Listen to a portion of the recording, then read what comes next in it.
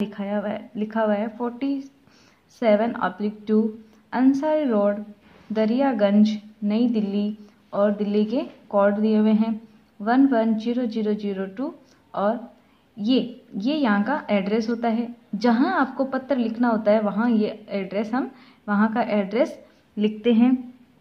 और फिर हम जिसको पत्र लिखते हैं उसका देते हैं। अगर हम किसी बड़े को पत्र लिखते हैं तो उसमें क्या लिखते हैं कि नमस्कार, नमस्ते, प्रणाम। और इसमें जैसे इस पत्र में हम क्या देखेंगे, एक दोस्त अपनी दूसरी दोस्त को क्या कर रही है, पत्र लिख रही है। जैसे आस्था, प्यारी आस्था, आस्था को वो पत्र लिख रही है। कौन पत्र लिख रही है?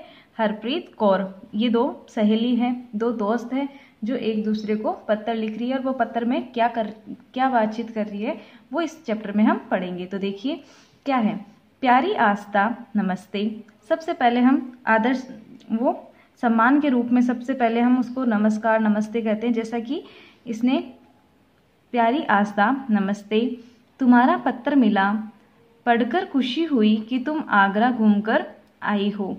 कि उसने पहले तो उसने पत्र लिखा, उसके बारे में बताया कि आस्था ने इसको पत्र लिखा था, उस पत्र के बारे में बताया कि हाँ मुझे तुम्हारा पत्र मिला, पढ़कर खुशी हुई कि तुम आगरा घूमकर आई हो। पत्र में तुमने आगरा के ताजमहल के बारे में बताया। तुम्हारे अनुभव जानकर मेरा मन भी ताजमहल देखने को कर रहा है।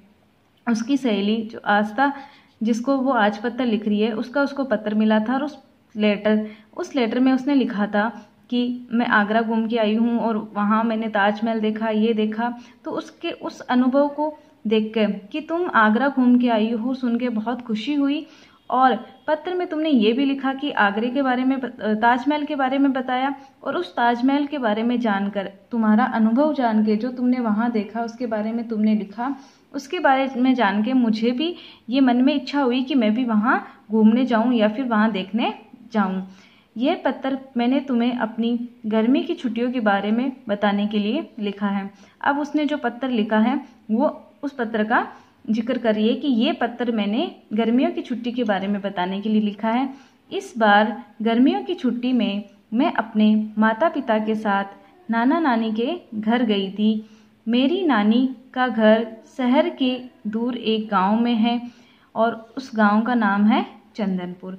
जैसा कि हम सब जानते हैं कि बच्चे कहाँ जाते हैं छुट्टियों में, लगभग बच्चे कहाँ जाते हैं, अपने दादा दादी के पास, नाना नानी के पास, तो अपने नानी के घर जाते हैं।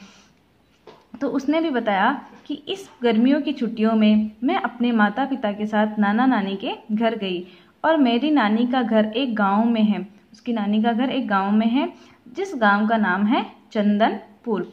मेरे नाना जी वहाँ के जमींदार हैं। और देखिए जमींदार क्या होता है, जो जमीनों का काम करते हैं। तो मेरे नाना जी वहाँ के जमींदार हैं। वहाँ पर शहरों की तरह पक्की सड़कें नहीं हैं। धूल मिट्टी चारों ओर फैली रहती है और लोग कुएं पर पानी भरने जाते हैं।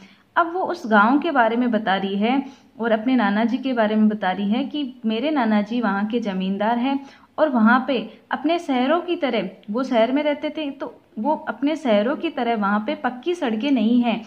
यानी जैसे कि गांव का माहौल होता है, वहाँ पे कच्ची सड़कें होती है और धूल मिट्टी चारों ओर फैली रहती है। और लोग गाँव में, जैसा कि हम सब जानते हैं, लोग कुएं पे पानी भरने जाते हैं। तो वो भी उस गाँव के बारे में बता रही है कि वहाँ लोग कुएं पे पानी भरने जाते हैं। आस्था, सबसे आश्चर्य भरी बात यह है कि वहाँ के लोग बेड टी नहीं लेते हैं जैसा कि हम शहरों में लेते हैं बेड टी। हमें उठते ही क्या चाहिए, सबसे पहले चाय चाहिए। तो वो बता रही है कि सबसे आश्चर्य की बात यह है कि वहाँ पे लोग बेड टी नहीं लेते हैं, बल्कि सुबह गरम गरम दूध पीते हैं और नहा धो के पूजा करते हैं। वे लोग सादा जीवन बिताते हैं और बहुत ही परिश्रमी होते हैं। तो वो वहाँ के बारे में बता रही है कि सबसे आश्चर्य की बात तो ये है कि वहाँ के लोग बेड टी नहीं लेते, यानी सुबह उठते ही वो चाय नहीं पीते हैं।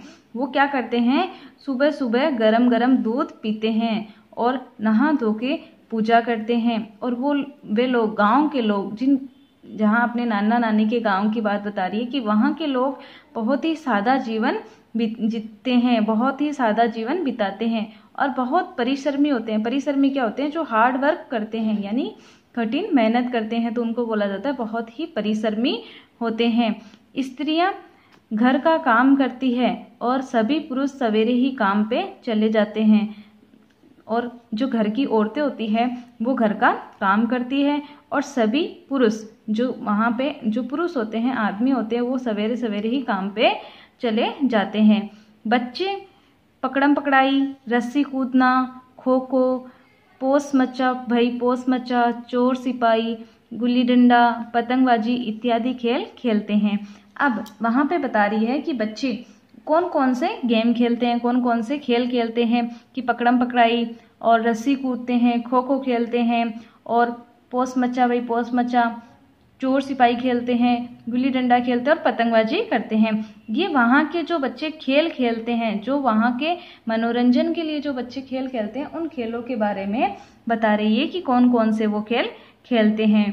फिर देखिए, गांव के लोगों का पहनावा भी अलग ही प्रकार का है और वो वहाँ के पहनावे के बारे में बता रही है कि वहाँ का पहनावा, जो वहाँ के स्त्री पुरुष बच्चे जो कपड़े पहनते हैं उनके बारे में बता रही है कि वहाँ का पहनावा भी अलग ही प्रकार का है। स्त्रियाँ साड़ी और लहंगा चुनरी पहनती है। कि फीमेल के बारे में बता रही है कि स्त्री, वहाँ की जो स्त्री होती है वो क्या पहनती है? साड़ी पहनती है और लहंगा चुनी पहनती है। और पुरुष जो धोती कुर्ता व पगड़ी पहनते हैं। और जो वहाँ के पुरुष हैं वो क्या पहनते हैं? धोती कुर्ता और पगड़ी पहनते हैं। सभी लोग आपस में मिलजुल कर रहते हैं।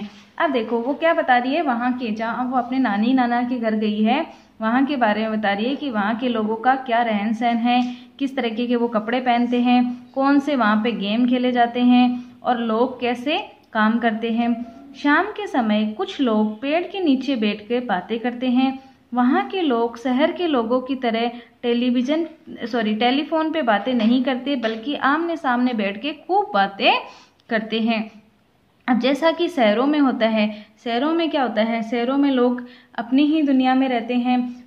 कोई लोग टेलीविज़न देखते हैं, टीवी देखते हैं, तो कुछ लोग फ़ोन पे बातें करते हैं।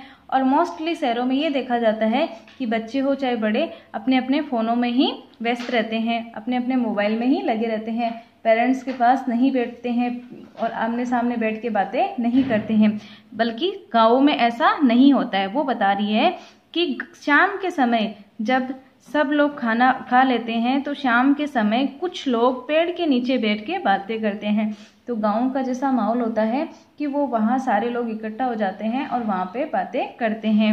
वहाँ के लोग शहरों के लोगों की तरह, जैसा मैंने बताया कि शहरों में लोग क्या करते हैं, तो शहरों के लोगों की तरह वहाँ पे टेलीफोन पे यानी मोबाइल पे बातें नहीं करते हैं, बल्कि वो आमने सामने बैठ के खूब बातें करते हैं, खूब तरीके से हंसी मजाक करते हैं, बातें करते हैं। फिर आगे देखिए, आस्था, हम वहाँ पूरे 4 दिन रहे। और वो अपनी फ्रेंड को बता रही है कि हम वहाँ पे कितने दिन रहे? 4 दिन रहे। वहाँ सड़क के दोनों ओर लहराते खेत थे, यानी कि बीच में जो कच्ची सड़क जा रही है उसके दोनों तरफ लहराते हुए हरे भरे खेत थे और हरे भरे खेत बहुत ही अच्छे लग रहे थे। और वहाँ पे जो दोनों सड़क के दोनों किनारे पे जो हरे भरे खेत थे वो बहुत ही अच्छे लग रहे थे। मैंने भी खेतों से गन्ने तोड़ के खाए। अब वो बता रही है कि मैंने उन खेतों से गन्ने तोड़कर खाए। ये मेरी ज़िंदगी का पहला रोमांचक अनुभव था जो मैंने कोई चीज़ अपने हाथ से खेत से उखाड़ कर खाई थी। अब देखिए, रोमांचक क्या होता है? रोमांचक का मतलब होता है मन को अच्छा लगने वाला, इंटरेस्टिंग, मन को गुदगुदाने वाला, यानी जो अपने मन को अच्छा लगता है। तो वो बता रही है कि मैंने भी पहली बार ऐसा हुआ है कि खेत में से कुछ तोड़कर खाया है। तो उसने गन्ने तोड़ के खाए थे, उसके बारे में जिक्र कर रही है। ये मेरी जिंदगी का पहला रोमांचक अनुभव था, कि ये मेरी लाइफ का पूरा पहला रोमांचक था, यानी बहुत ही अच्छा लगने वाला था, जो मुझे बहुत अच्छा लगा कि मैंने भी अपने हाथ से खेत से कोई चीज़ उखाड़ कर खाई है या तोड़ कर खाई है। मेरी नानी ने मुझे अपने हाथ से कपड़े सिल के दिए हैं। और जैसा कि हम शहरों में देखते हैं कि हम मार्केट जाते हैं और वहाँ से रेडीमेड कपड़े लेके आते हैं, लेकिन उसकी नानी ने उसको अपने हाथों से कपड़े सिल के दिए थे। हम 4 दिनों में मैंने बहुत सी सहेलियाँ भी बन गई थी और इन 4 दिनों में उसने बहुत सारी गाँव में बहुत सारी फ्रेंड बना ली थी। मेरा मन गांव छोड़ के आने के लिए बिल्कुल नहीं कर रहा था, परंतु पिताजी को दफ्तर से इतनी ही छुट्टी मिली थी। अब उसकी इतनी अच्छी फ्रेंड्स बन गई थी वहाँ पे, और उसको गांव का माहौल बहुत अच्छा लगा था, इसलिए उसका मन उस गांव को छोड़ के आने का नहीं कर रहा था। लेकिन उसके पिताजी को दफ्तर से इतनी ही छुट्टियां मिली थी, तो उनको 4 दिन में ही वापस आना पड़ा, इसलिए मुझे जल्दी वापस लौटना पड़ा और हम सभी ने वहाँ खूब मज़े किए। अब उसको क्या हुआ कि वहाँ उनको 4 दिन में ही वापस आना पड़ा, तो उन्होंने खूब मज़े किए। अब उनको जल्दी आना पड़ा, लेकिन उसने वहाँ पे खूब मज़े किए। अपने माता पिता को मेरा प्रणाम करना, शरारती साहिल की हरकतें कुछ कम हुई या नहीं, पत्र लिख के बताना। अब उसने लास्ट में एक क्वेश्चन कर लिया कि जो शरारती साहिल उसके बारे में पूछ रही है, कि जो आस्था का भाई है उसके बारे में पूछ रही है कि शरारती साहिल की शरारतें यानी उसकी बदमाशियाँ कुछ कम हुई या नहीं, और अपने माता पिता को मेरा प्रणाम करना, कि उसके माता पिता को प्रणाम करने के लिए कह रही है, और ये कह रही है कि शरारती साहिल की शरारतें कम हुई या नहीं, यानी कि वापस पत्र लिखने के लिए बोल रही है कि वापस पत्र लिख के बताना, यानी पत्र का जवाब देना। तुम्हारी सखी, सखी कहते हैं सहेली को, तो तुम्हारी सखी हरप्रीत कौर, उसकी सहेली का क्या नाम है, हरप्रीत कौर। जैसा कि उसने हरप्रीत ने ये पत्र लिखा है, और किसको लिखा है, आस्था को लिखा है। तो देखिए ये 2 सहेलियों की कहानी है जो उसने आपस में एक पत्र के द्वारा बातचीत की है। पहले के टाइम में क्या होता था, आज तो क्या है, मोबाइल है, बहुत सारे अपने पास साधन हैं कि हम बातचीत कर सकते हैं, इजी वे में बातचीत कर सकते हैं। लेकिन पहले के टाइम में क्या था, लोग मोबाइल से नहीं पत्रों के जरिए बातचीत करते थे।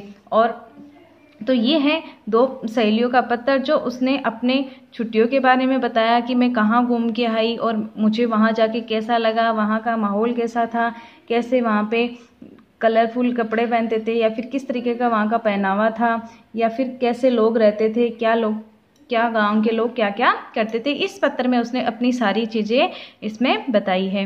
तो आई थिंक आपको समझ आया होगा। अब देखिए, अब हम करेंगे इसका वर्क। तो देखिए शब्दार्थ, सबसे पहले हम करते हैं शब्दार्थ। अनुभव, अनुभव का मतलब होता है एहसास या तजुर्बा। अवकाश, अवकाश का मतलब होता है छुट्टी। आश्चर्य, आश्चर्य मतलब हैरान। और परिश्रम मतलब मेहनती। प्रत्येक मतलब हर एक। खूब यानी बहुत ज़्यादा। रोमांचक मतलब मन को गुदगुदाने वाला। और दफ्तर मतलब कार्यालय और ऑफिस। तो ये है अपने शब्दार्थ जो आपको अपनी नोटबुक में करने हैं। फिर देखिए, फिर हम करते हैं इसके अभ्यास क्वेश्चन। जो मौखिक क्वेश्चन है वो देखिए, मौखिक उत्तर दो। ताजमहल कहाँ स्थित है? तो ताजमहल कहाँ स्थित है, जैसा कि इस पत्र में बताया है कि वो कहाँ गई थी घूमने, आगरा गई थी, और आगरा में क्या देखा था उसने, ताजमहल। तो ताजमहल कहाँ स्थित है, आगरा। फिर देखिए, हरप्रीत की नानी के गांव का क्या नाम है? तो हरप्रीत ने अपनी नानी नाना के गांव के बारे में बताया था, उस गांव का क्या नाम है, चंदनपुर। किसने खेतों से गन्ने तोड़ के खाए? तो ये पत्र किसने लिखा है, हरप्रीत ने, उसी ने बताया है। तो किसने तोड़े थे, हरप्रीत ने तोड़ के गन्ने खाए थे। हरप्रीत के नाना जी गांव के क्या थे? तो इस पत्र में उसने लिखा है कि उसके नाना जी क्या है, जमींदार है। तो हरप्रीत के नाना जी क्या थे, जमींदार। अब देखिए आगे, फिर अगला देखिए, सही उत्तर पे सही का निशान लगाओ। अपना है अगला, सही उत्तर पर सही का निशान लगाओ। हरप्रीत ने पत्र किसे लिखा, साहिल को, नानी को, आस्था को या मौसी को? तो उसने किसे लिखा था, अपनी फ्रेंड आस्था को। तो इसका सही उत्तर क्या हो जाएगा, आस्था को। आस्था क्या देखकर आई थी, कुतुब मीनार, ताजमहल, इंडिया गेट या हवा महल? तो उसको क्या देख के आई थी, ताजमहल। तो इसमें सही क्या हो जाएगा, ताजमहल। अगला देखिए, ताजमहल कहाँ है, आगरा में, दिल्ली में, कानपुर में या मुरादाबाद में? तो कहाँ है, आगरा में। ताजमहल कहाँ है, आगरा में।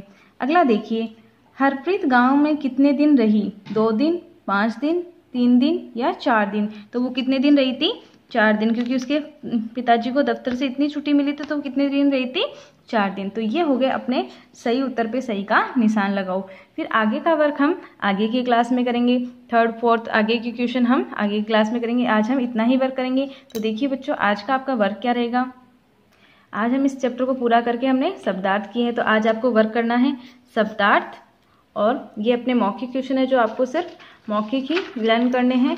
बाकी आपको ये सेकंड क्वेश्चन करना है, सही उत्तर पे सही का निशान लगाओ और आगे का वर्क हम आगे करेंगे। तो आज आपका वर्क क्या हो गया, सेकंड क्वेश्चन और शब्दार्थ। आई थिंक आप समझ गए होंगे कि आज का आपका वर्क क्या रहेगा। और मुझे उम्मीद है कि आपको ये पत्तर या एक प्यारा सा पत्तर और ये चैप्टर अच्छे से समझ में आ गया होगा, इसमें आपको कोई कन्फ्यूजन नहीं होगी। फिर भी अगर कोई कन्फ्यूजन आपको है तो आप कमेंट करके पूछ सकते हैं। कमेंट में आप अपनी कन्फ्यूजन लिख सकते हैं, अपना पर्सन लिख सकते हैं और पूछ सकते हैं। एंड इसी के साथ आपको इस वीडियो को लाइक करना है, कमेंट करना और शेयर करना है। उससे पहले आपको इस चैनल को सब्सक्राइब करना है। And thank you so much for watching this wonderful video. Have a great day.